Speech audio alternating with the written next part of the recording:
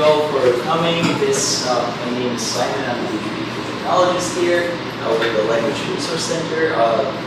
Today's workshop will be about review. Some of you are currently going in, some of you might be undergoing shortly or soon. So we thought that we'll put together an event that will be helpful in explaining questions and perhaps some uncertainties regarding the process. So today's panel consists of Angie Craig-Florez, Shelley Saltzman. I'm trusting you guys all know each other, Lee Abraham and then Jutta Schmiers-Heller. The person who we are waiting on still is, of course, Margaret Ansel, who, as we just found out, had an emergency situation that she really needs to attend to. She said that she may or may not make an appearance. Hopefully, fingers crossed, she will join us as well. That's all I have for right now. The workshop is being recorded, so if you missed something or need to leave earlier, rest assured that it will be available online as well.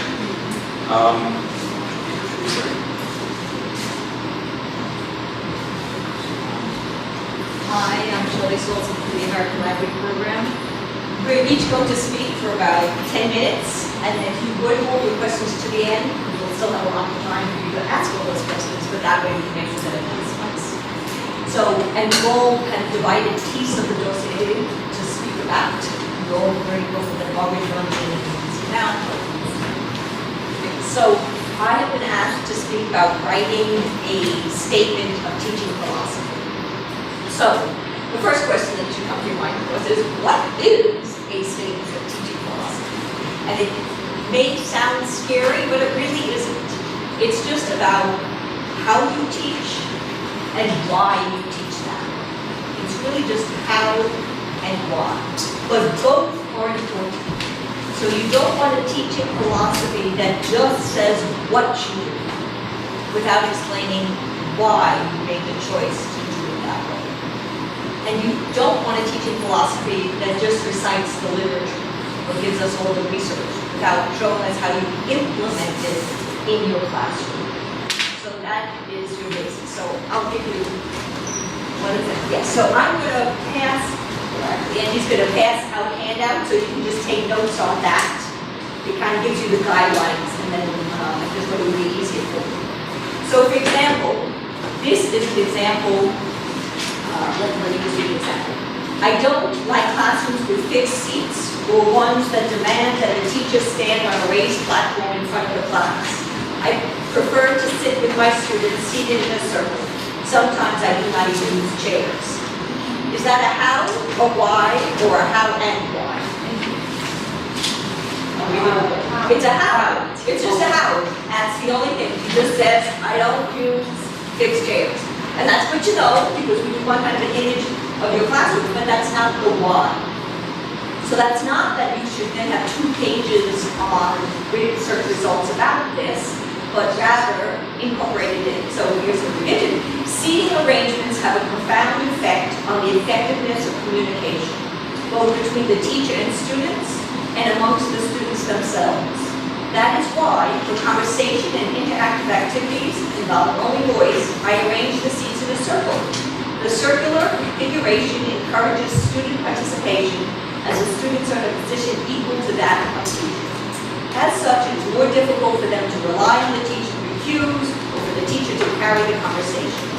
An even more engaging arrangement for interaction or role-play activities is not to use seats at all. In this arrangement, role-plays become much more lifelike and enable the students to use the language in the context of an actual situation. It is a role of more visceral experience. So that was the how for the seats, but also the why. You want to get quality report. You don't have to cite sources, though you can cite sources. You can do really what you want. There's no format, there's no template, there's no required content, but there is the obligation of explaining to us how and why you teach. And if you go online, there are many versions of this, but you'll see there guidelines that most fit into. This is not a rule, it's a guideline. But the guidelines, and I have copied them for you on your handout, be succinct, 1 to 2 pages. That's usually sufficient to get your point across. Some people do not, but try to narrow that 5 pages down to 2. With SCLL, has a lot to read. You should be able to get your point across in 2 pages. And that actually, nationwide, it seems to be 1 to 2 pages. So if you can, that would be great. Second, most, though not all again, some of the bullet points, but most use a first-person narrative. I do this, I do that. So they use a first-person narrative used in present tense. That seems to be the most common. Third, showcase your strengths. What I mean by that is you might, instead of giving us 15 things you do, tell us the 3 most important and illustrate them with concrete examples and good rationale and compelling reasoning. And there, then we really see your classroom, we understand your philosophy. You don't have to talk about everything, talk about the things you do well.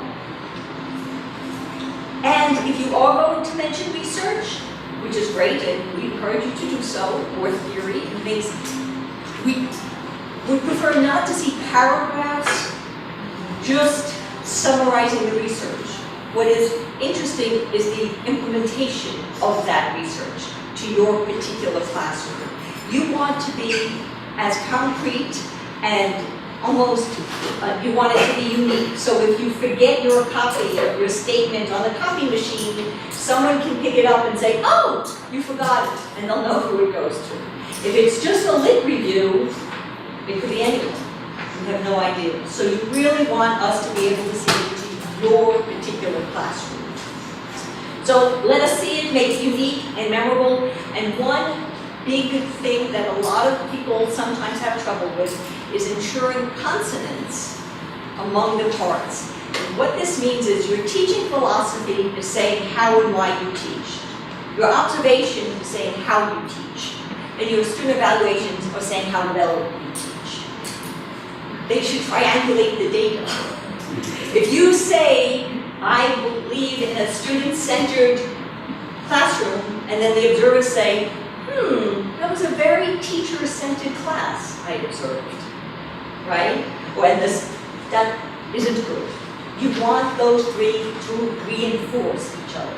So if in your philosophy you say, I take error correction very seriously and like to vary the ways I do it, and then the observers say, my goodness, she used so many different varieties of error correction, and the board was filled with the students' errors and corrections that many students took a picture of it with their phone before leaving.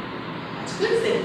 And even better than when the evaluation, the students say, she corrected my errors and none of my friends will. So happy I took the class.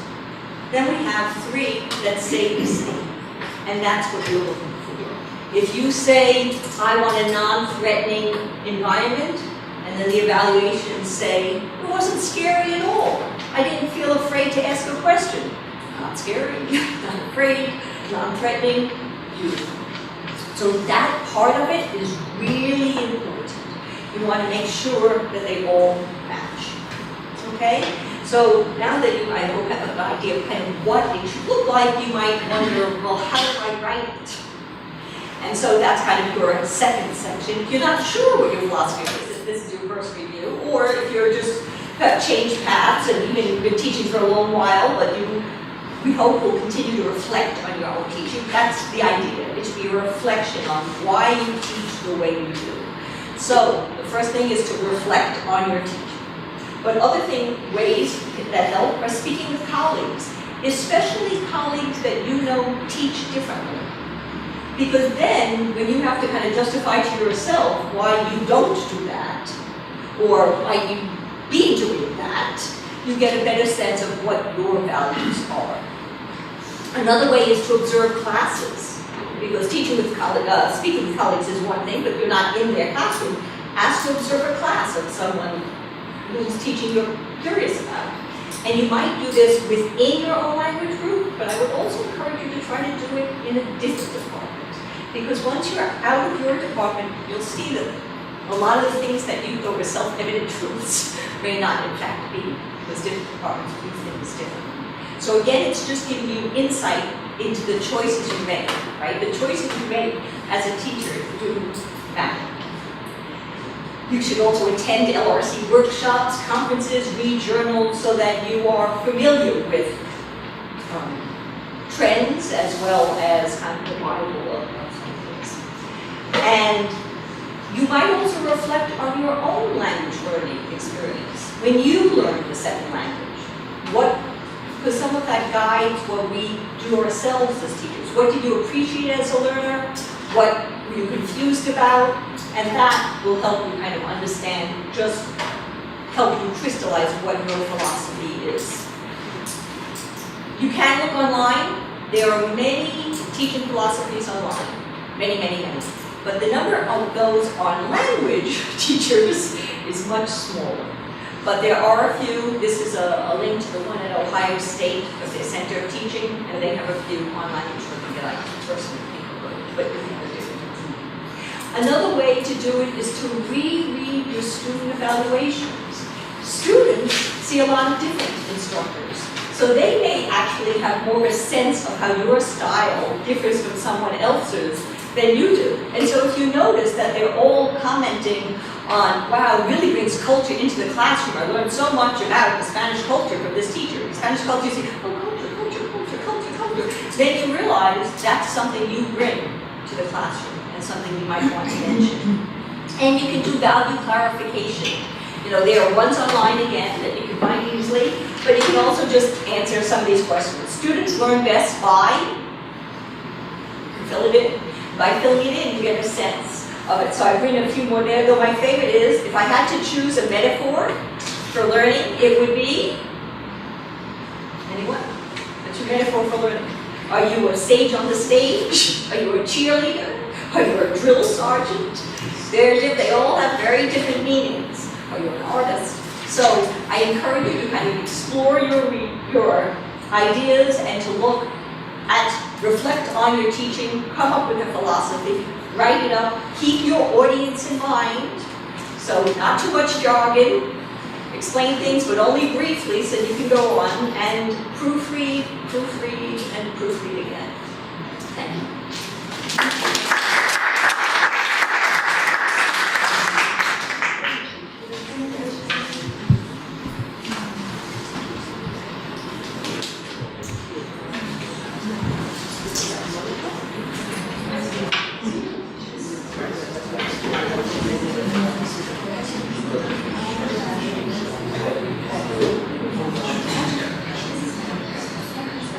I'm Angelina Craig-Florez from the Department of, can you hear me?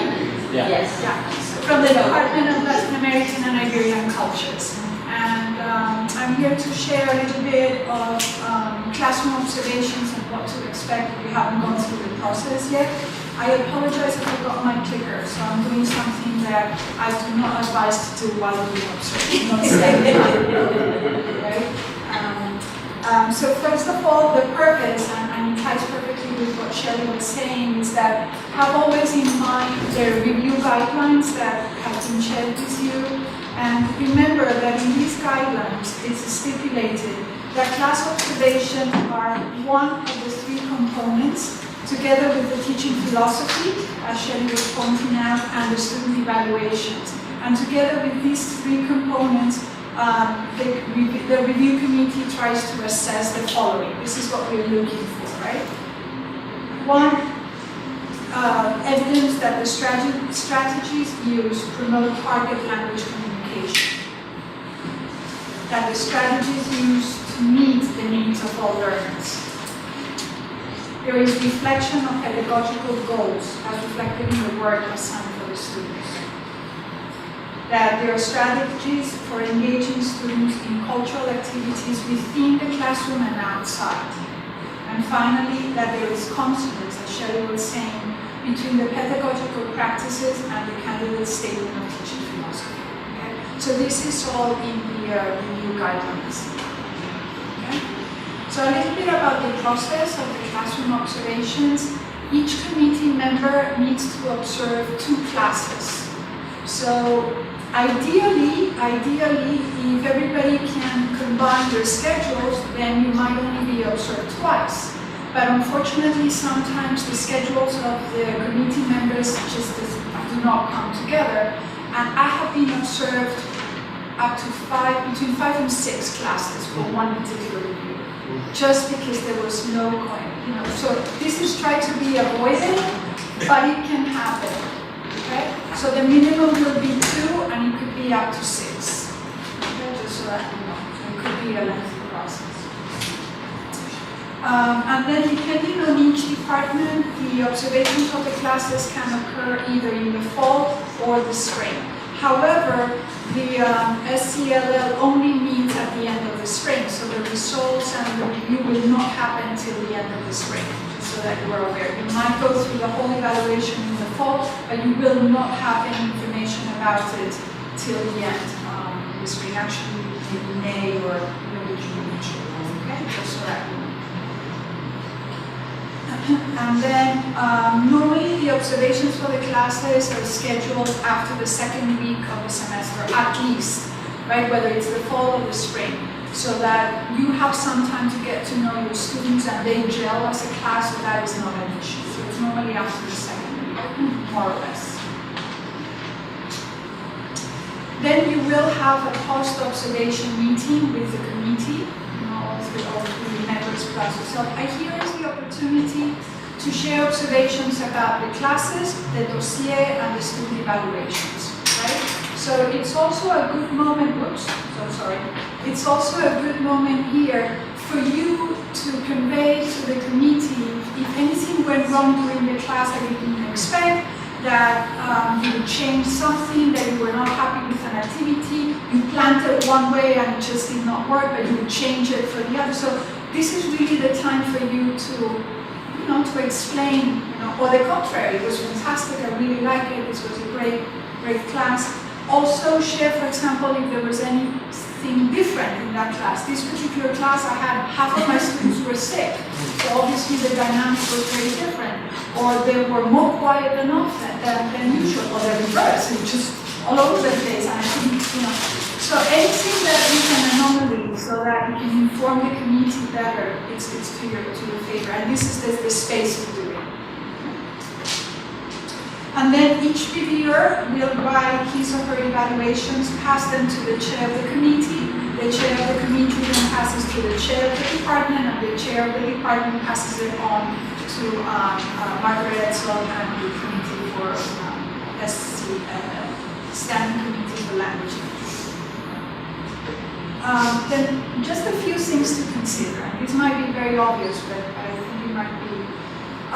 Make sure that you prepare a lesson plan in English for the reviewers, right? Especially if they are not familiar with the target language. I'd be okay probably in Romance language classes, but I would definitely be a fish out of water in Chinese or Russian so even though you might get a little bit of just here and there what's going on, it's incredibly helpful to have a lesson plan in English. Okay? And then we also recommend that you add it to your dossier. If you have it already prepared, that's great, but even afterwards you can add it to the dossier, because it's also very helpful for the standing committee to put it together, the evaluations of the committee members, and see it with your lesson plan together. You try to, within this lesson plan, also contextualize the material they're going to be using, what's the timeline within the chapter or the unit or even the semester, what is it that you're working on. As much information, rounded information that you can give the observers will be much better. Okay. Although it should be a typical class, do try to showcase your best practices, okay? Whatever it is best. Make sure that you don't schedule a quiz as short as you think it might be, and don't, for example, correct an exam. Like you might think it takes 5 minutes, and then all of a sudden it takes the whole class, okay? So try to make sure that you don't have that. Try to avoid, whatever possible, activities that you haven't tried before. It might be very brave and try it, but you never know how it can turn out. So if you can, try to avoid it, especially if this is a course or a class that you've taught before. It might not be, it might be a new course for you. And therefore, that is something that you should also inform your community. This is completely new, I'm trying this for the first time. So that's something that they should know. When using technology, confirm, reconfirm that everything works. Like right now, for example, we couldn't use the folio, we had to use. And always have a plan B, just in case. It sounds obvious, but just in case. Yes, when preparing the lesson plan, have very, very clear goals. Okay, it's very important for the observers when we are then writing the evaluations that we are able to think back and say, okay, this class was this. It was either introduction to vocabulary, it was reviewing of the grammar, or if there were multiple things, was there progression between them? Was there really a logical transition between them? So really, really think, what is your goal for the lesson plan? And remember, less is more. Don't try to showcase absolutely everything that you want to do. Less is more. Pay attention to time management. This is important because you might be nervous. You might want to include more things, and that's another thing that is going to be observed. Okay, time management. And also have in mind the strategies that the observers are going to be looking for. Right, as I mentioned that at the beginning.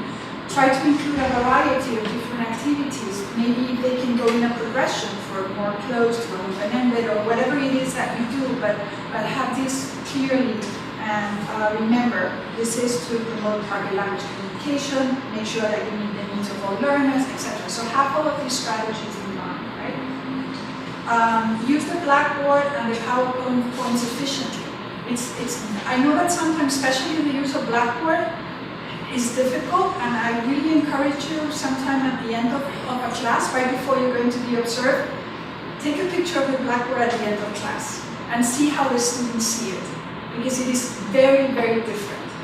Okay, you might think, oh, it's full, but it's full and it's completely disorganized, and so think of it if it's possible.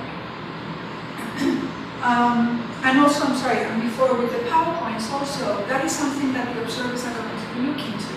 Are you using the PowerPoints as a crutch? Is this PowerPoint for you, or is this PowerPoint for the audience? So think about when it's efficient to use it and how. Use authentic material whenever possible, but not just for the sake of it. Make sure that it's properly incorporated, that you've got the correct activities that's scaffolded, that are incorporated into the lesson plan, not just because, oh, I found this fantastic video and I'm going to show them. It has to really have a purpose to show that you've thought about it, that it's completely incorporated into your lesson plan and that it meets a goal. Why are you using this? And above all, as Shelley was saying, these consonants, right? Make sure that you practice what you preach. If you are promoting a student-centered classroom, do it. It's not just because the observers are there to observe you. It doesn't mean that you need to be speaking, 90% of the time. It's how you're organizing your time. How do you define yourself? Are you, as Shelley was pointing out, are you a facilitator? Are you a guide? What is it that you are? And that has to be shown. And I think that was it. Yes, and I leave it to you.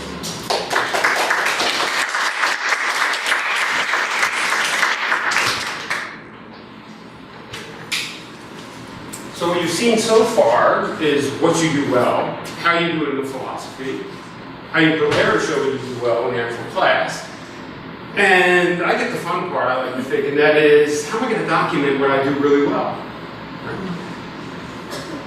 So how do I select the materials? Showcase your work. If you said in your philosophy you're really good at encouraging student-centered communication, the committee would want to see evidence of that in a particular kind of task that you're doing in the classroom, right? So the key word here I think you've seen in the previous two talks is consonance. There should be alignment. Walk the walk and talk the talk in your philosophy. Prepare in terms of the observations that are coming. Prepare them with the lesson plans. Showcase. This is a chance for you to shine. Ask yourself the following questions. This is what I do anyway. I haven't gone through it in the fall. have I selected the kinds of tasks that really exemplify that? Right? This is your chance, this is all on you, so you get to pick. Does it make sense? Does it show what I've said in the philosophy? Is it in the lesson plan? Right? Those are just some questions. I'll be happy to share this with you too. Less is more, which is again a common theme that we've seen in the previous presentations by Shelley and Angie, right? I've said three or four, but as Shelley was talking about, meet with your colleagues in other departments, see what is representative based on the reviews that they have gone through, correct? Different skills, right? You know, you may want to do one that focuses on reading if you're into integrated performance assessments by ACTFL. That would have all four together in a particular unit plan. It depends upon where you situate yourself pedagogically, whether you situate yourself in the Common European Framework of Reference of Languages, with integrated performance assessments with ACTFL.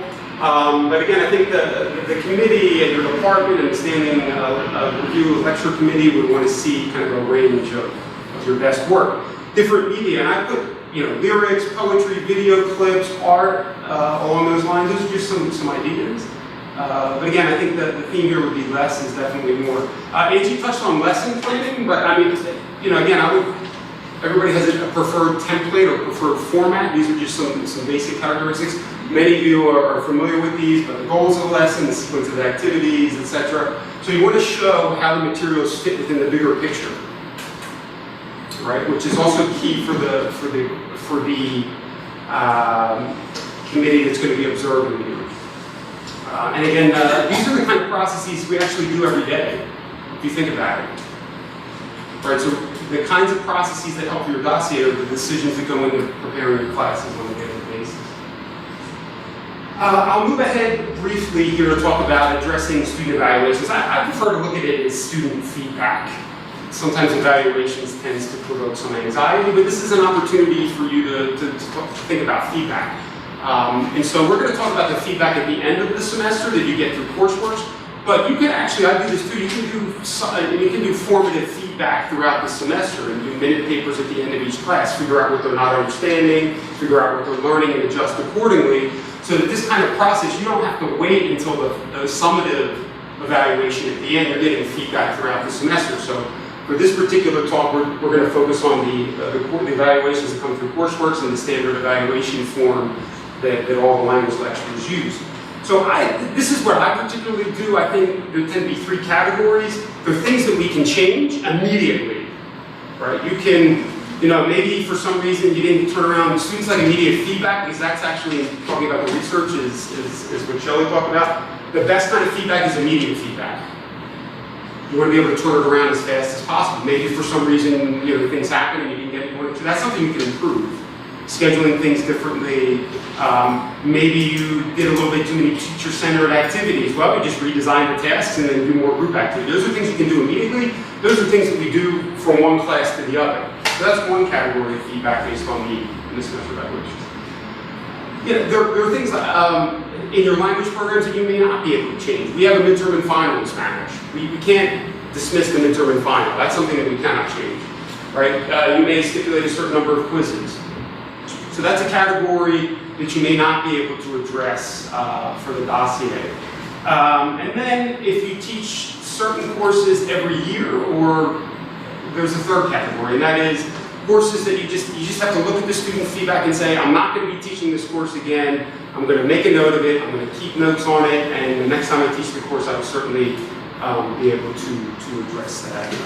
And that would be the third category.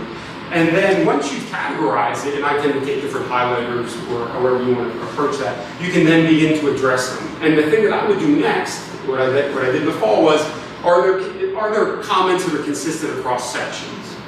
Right? If there are certain things that are appearing in the student comments across sections, that's something that you would want to address and be upfront with the committee and say, look, I'm trying to do this, it obviously isn't working out, this is where I plan to address this in the future, something common. I say be honest and upfront.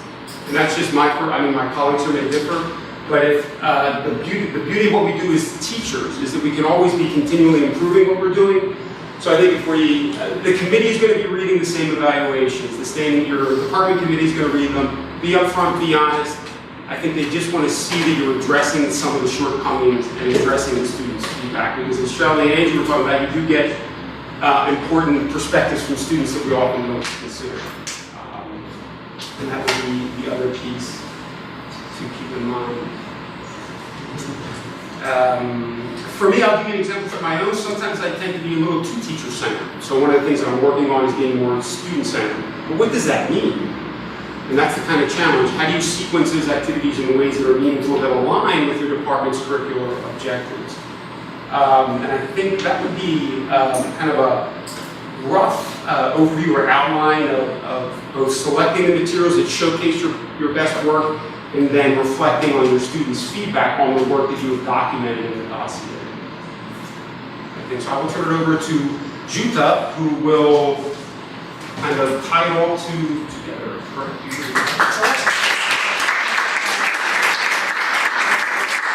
Okay, I don't have a PowerPoint, but I actually, these are still old school, but I actually brought 2 actual dossiers with me for you to look at, from my 8-year review and my 13-year review, which I think kind of highlight what you have all outlined, other than less is more. Maybe not so much for my 8-year review, but so you feel free, everything is in there, and the format will probably change slightly, but it gives you an idea of how I tick, certainly. And one thing that also belongs into your portfolio that I'm just going to talk very briefly about is this statement of professional work in progress as it's outlined in the guidelines, and it ties in with the CV, and both of them, are used to assess 3 things, as you can see here: the evidence of professional growth in the field, active involvement in the field or profession at either Columbia or nationally, and 3, professional leadership, experience, and performance. So this is a text that you have to write that I would say kind of showcases who you are as a professional. And it's not just a fleshing out of your CV. I mean, people can look at your CV, but really you want to showcase and highlight certain things that you have accomplished in your time at Columbia, and also maybe nationally. So through your teaching, your research, your departmental or university-wide involvement, and also kind of project maybe for the next 3 to 5 years, depending on where you are in your review. If it's your 2nd year review, your next review will be in 3 years. If it's your 5th year, another 3 years, and then come larger gaps. So you want to think about, where you want to be in a few years from then. And so it probably will become more complicated and complex as you progress as a professional, obviously. But think about what you want to include in there, from what have you taught, courses you've developed, what duties have you taken on in the department, what have you done university-wide, and all these things. And they go into this text, but it doesn't have to cover everything. Publications probably, I guess, also. So think about that. So this is the statement of professional work in progress, and now we have all our little elements together, and now we need to put it into a dossier, obviously. Your part will look different from what will be submitted in the end, because mine are still in paper, but really the ultimate object, and I think for my 13-year review it was that also PDF. Everything gets put together in a PDF file that then gets submitted to the standing committee. And there's also something in the guidelines about the dossier. If I can find it, at least at the bottom. At the end. What? Yeah, no, but there was another, but I can read it also. So,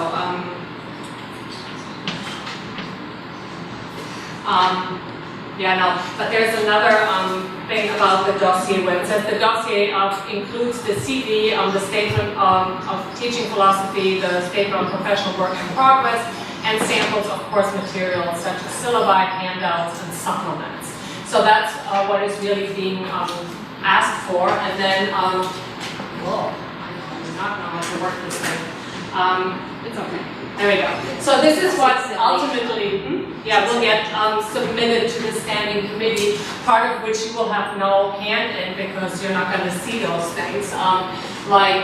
Starting from here, which is really something that your office will put together, and they will combine it into a PDF that then gets sent on. But from here down to there, And I'm assuming that they might help you with the student evaluations also. Those are your responsibilities, and you kind of want to think about, okay, then so how do I put it all together? I'm a big sucker for organization, as you will see very shortly, so I have a cover page, I have a table of content just to help people navigate through my portfolio or my dossier. And I group usually the CV, the teaching philosophy, and the professional work. Professional work in progress, or the statement of professional work in progress, into one category or one section.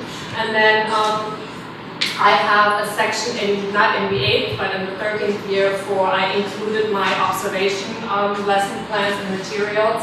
And then I have a separate one for all of my materials. And I have gone into, Angie said, write it in English and, showcase and highlight. So I've come to the conclusion that for me, it makes most sense, and I appreciate most.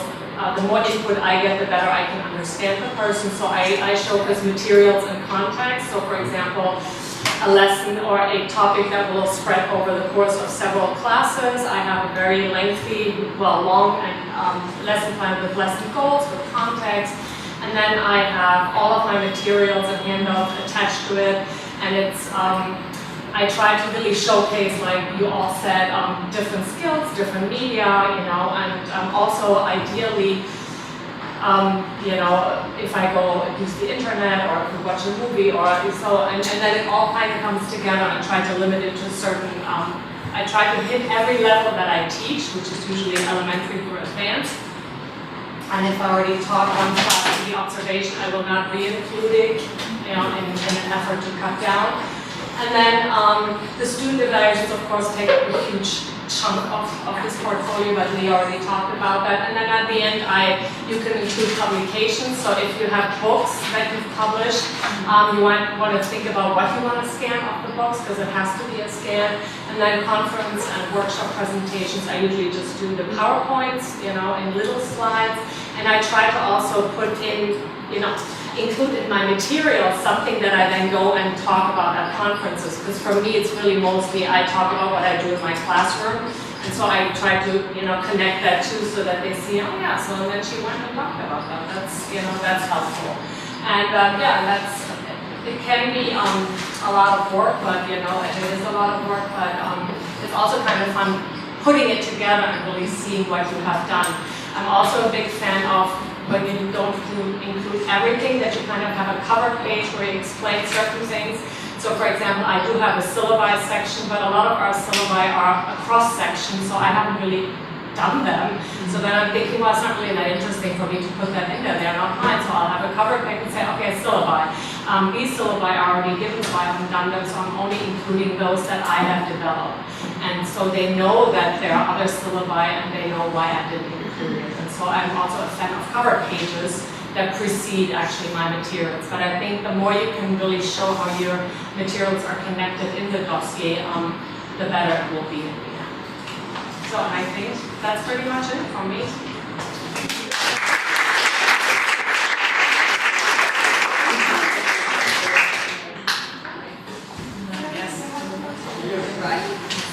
So now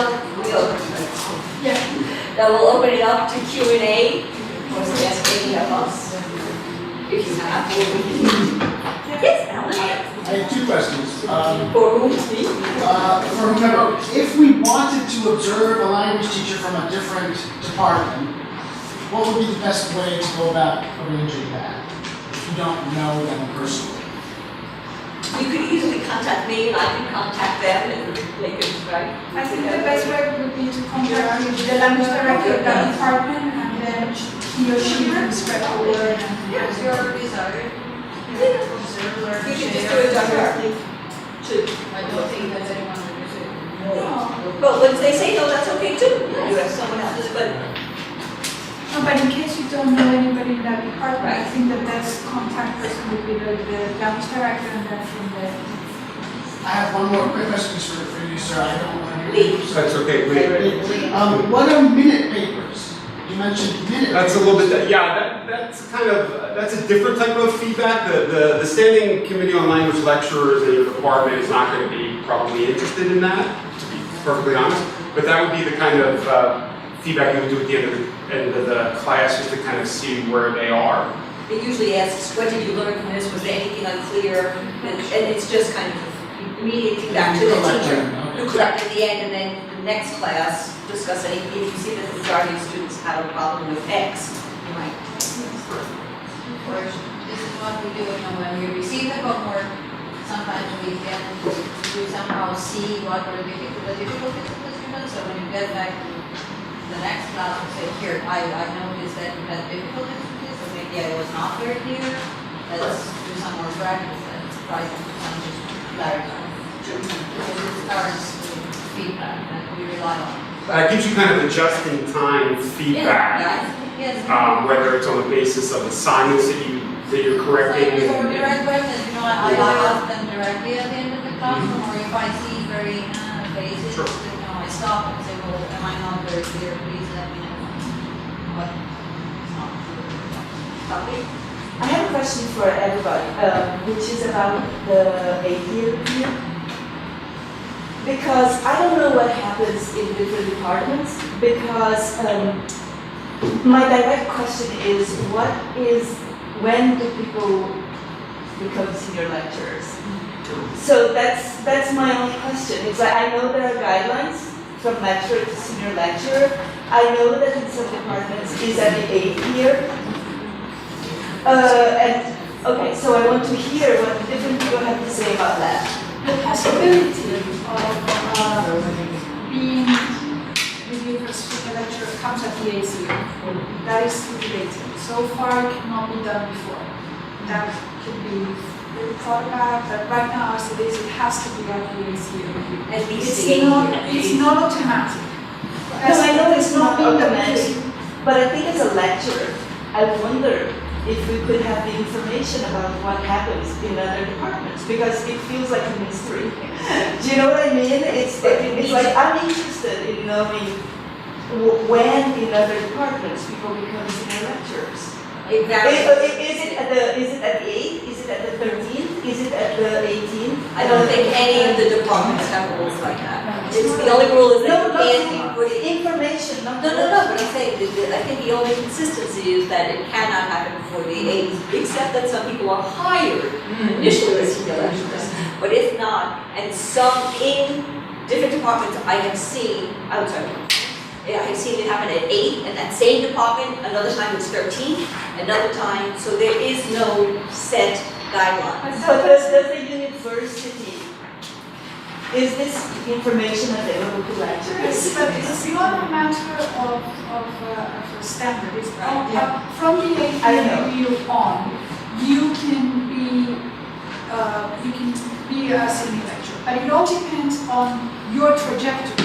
Absolutely. As a teacher. So in the same department, you might have somebody that, has already fulfilled all of the requirements that would be for a senior lecturer, and some other person needs some more time to continue to fulfill that. Absolutely. So there's the information, I don't think that there is an average of when it happens. But there is no transparency. So when you fulfill all the requirements of senior lecturer, you can come with application if you want to review the senior lecturer, you want to be a department to decide that, or the Yeah, this is the department has to review on it. It's actually a separate, the standing committee first looks to see if you pass your review. And then another little later, they look if your department has suggested that you promotion to a senior lecturer, and then they look at that. If you're interested, you could talk to your department, but you would not apply directly to the standing committee. And mostly they look at, I would say, the guidelines and also kind of the needs of the department, and different departments make different decisions every year based on whatever. It can happen at the same time as the review. It can only happen at the same time as the review. So if you don't get it, you wait till the next year. What did you search, Shelley? Could you re-say it again? Say it again? Could you say it again what you just said about? I said it can only happen during a review. So if you're in your 8th year review and you don't get senior lecturer, I don't think you can get it it. yes. Yeah, it doesn't happen. It can happen mid. It can happen, yeah. Stefan, still? I think not. Stefan, you the man? May I I really don't want to speak here because that's really a Margaret question. I tend to go towards Shelley's, but I don't know 100%. I know that that was the desire to only allow it then, but that's a wrong question. But it is separate, you know. Just because you come up from 8-year review does not automatically mean that you're coming up for senior lecture. The two are separate. No, I understand. Because there are- wondering about transparency. Yeah, but it's not that other departments do it differently, it's just those guidelines. Yes. As Stefan said, that there are separate, there is the 8th-year review, and then there are requirements for a promotion for a senior lecturer. So you can pass your 8th-year review, but it doesn't mean that automatically you have met the requirements for being promoted to a senior lecturer.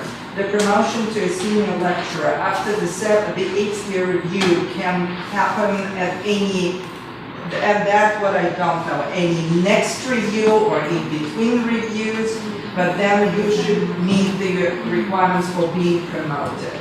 I think it may be, again, it's wrong. I think maybe sometime in the past they were in between, but I know at least when I was on the STEM committee, and I am not at this time, there was a big push not to allow that.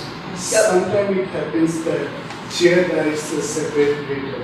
It's the chair has to write a letter for the promotion. It is not the committee. Committee may recommend, but chair has to write a separate letter. So that's how it normally, I talked about it, the committee recommends it to the chair, and the chair writes Chair it. has to. And there is any committee, they have their own kind of evaluation process that they look at for the senior lecturership. That, as the mentioned, depends on your performance, your contribution in the field, your leadership qualities and other things. And the requirements for the promotion for seniority, they are listed in the guidelines. Yes. I want, just on a different topic, I wanted to say that for what you just said, statement for professional development. Each review has its name, developmental review, I forgot, the 3rd-year review, developmental review, what's the name of the 5th-year review? Critical. No, the 8th is critical. No, that's major. That's major. Major, critical. Oh, okay. I would think other way would be better too. If you are going through the 3rd-year review, so the requirements for professional development are different for every review. They are becoming more and more complicated, more and more demanding. You're not expected during your first developmental review to meet the requirements for the 5th or 8th-year review. So pay attention, make sure that you make a note of it, and they are also listed in the guidelines. And also actually, the standing committee, when they give back feedback, might say, this was fine for the 3rd-year review, but in the future, you might want to work on this area before the next one. I have a junior election question. So, how do you, what is the best way to express in your dossier or portfolio events that you organize outside of the classroom? For example, if those events are already documented on some of the websites within the university, should I provide links or should I copy the descriptions? What would be the best way? And also, what about the blogs the students have that are also set outside of the university? So there are many spots you can put it in your statement, I mean, and then maybe have a lesson plan that showcases the use of your blogs, you know, and your, for the events, I mean, maybe if you have a lot of them, have a section on, you know, off-campus or outside of class events and explain, you know, why, how, and, you know, what you do with them, I would say. Yeah, I mean, I've there's seen it some- done different ways. I've seen handouts, you know, like kind of used to post up with a link to any, if you said it's on the lovely website, it's a PDF, it has a link, people check those links, so anything that's there, you can put it in your school. But make sure you do include that description. Right. Because otherwise it's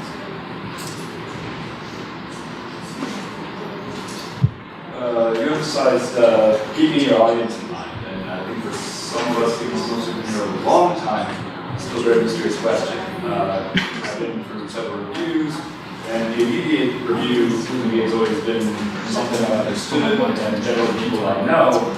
And then it goes to the next stage, where I guess the standing committee, and that's just like this gray area. I know that many of you have been on it, but it seems like something very mysterious. Who is there? What principles? Oh yeah, but no, it has a formula of the number of people. You know that by heart? I don't want to. So it says three.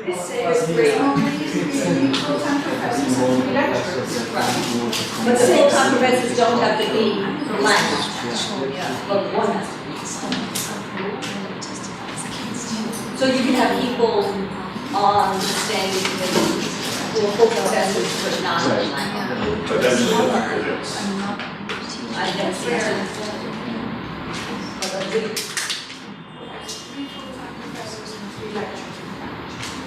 And are there any other sort of distribution rules or tendencies there?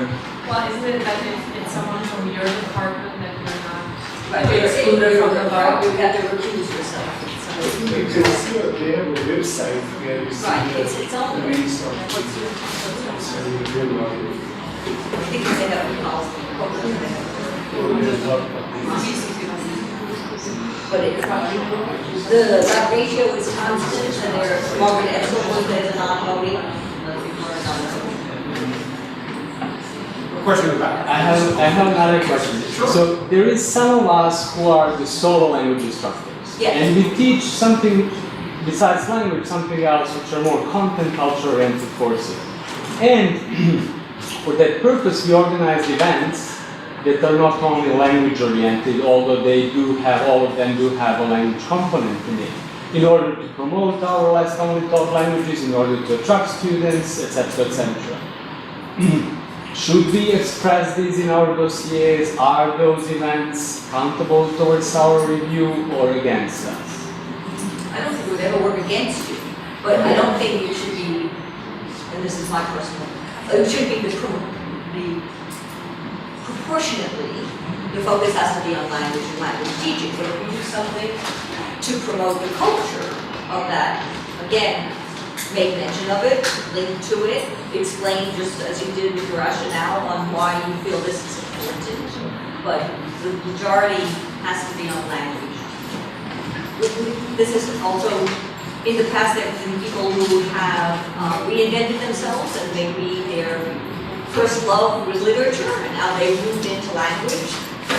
If everything's about literature and nothing's about language, then one wonders.